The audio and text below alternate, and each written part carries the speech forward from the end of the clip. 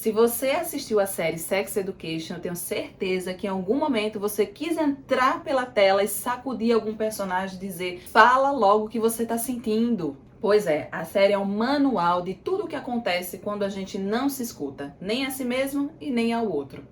Oi, meu povo, sejam muito bem-vindos a esse canal. Eu sou Janaína Ferreira, uma apaixonada por comunicação não violenta, e hoje eu quero te convidar a olhar essa história com uma lente diferente, a lente da comunicação não violenta. Logo de cara, o que me chama mais atenção na relação entre Otis e Maeve é o silêncio. Eles se gostam, se admiram, se conectam, mas não conseguem dizer uma palavra do que realmente sentem um pelo outro.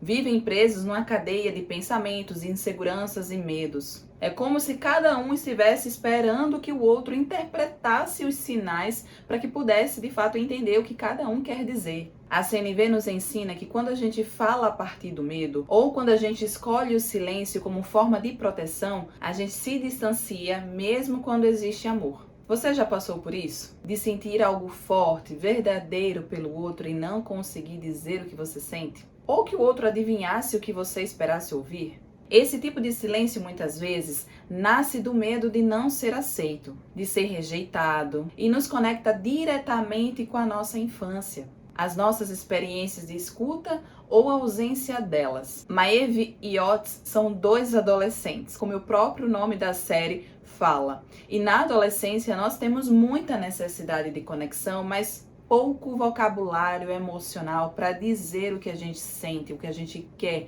qual é a nossa necessidade, porque isso não nos foi ensinado na infância. Por isso que esses personagens, o que eles vivem nessa relação, mostra o que eles viveram na infância, que é de fato essa não escuta que eles não tiveram do seu pai, da sua mãe, das pessoas responsáveis por eles. A série mostra isso de forma muito potente nas relações familiares. A mãe do Otis, por exemplo, é uma terapeuta sexual. Ela fala sobre tudo de forma muito racional, mas ao mesmo tempo ela tem uma dificuldade enorme de conseguir acessar o emocional do filho dela. Ela sabe explicar tudo, ela fala muito bem, mas ela escuta pouco.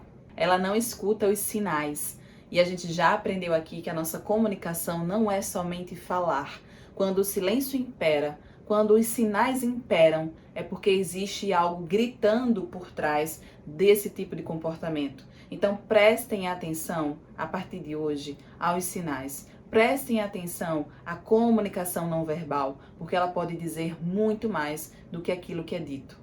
Já a mãe da Maeve é outro extremo. Instável, negligente, ausente, carrega uma história de exclusão e marginalidade, e aqui eu friso que todo comportamento de pai ou da mãe nunca pode ser entendido a partir do hoje. A gente precisa entender a partir da história dessas pessoas.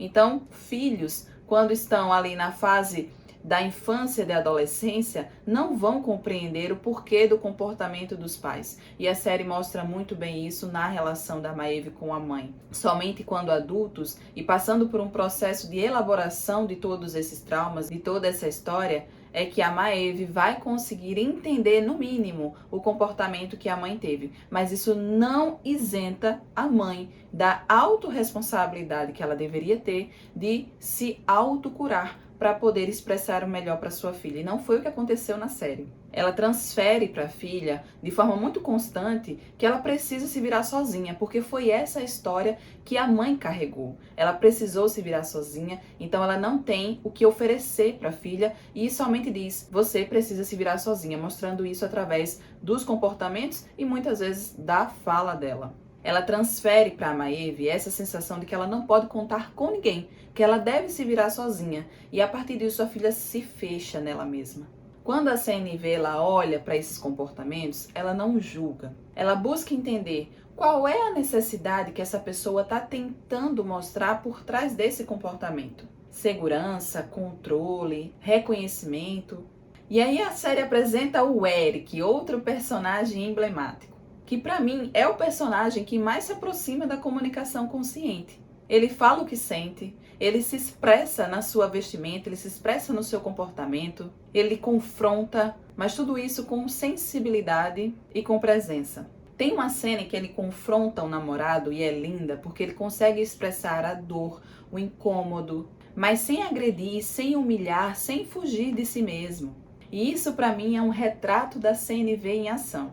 Porque a comunicação não violenta, mais uma vez, não é sobre falar bonitinho. É sobre falar de verdade, é sobre sustentar a vulnerabilidade. No fim das contas, Sex Education nos mostra que a falta de escuta pode afastar até quem se ama. Que a comunicação pautada no medo, ela ao invés de criar pontes, gera muros intransponíveis. Que quando a comunicação ela é enviesada, truncada, silenciada, ela vira um obstáculo para o afeto.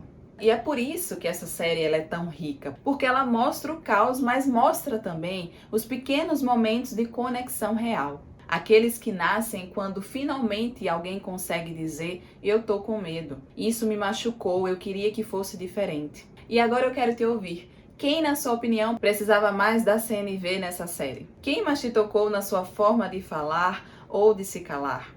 Deixa aqui nos comentários. E se você quiser continuar refletindo sobre comunicação, afeto, autoconhecimento através de séries e filmes, já se inscreve aqui no canal. Curte esse vídeo para que o YouTube mande para mais pessoas, compartilha com todo mundo, porque aqui entretenimento também é cuidado com a alma. Um cheiro e até o próximo vídeo.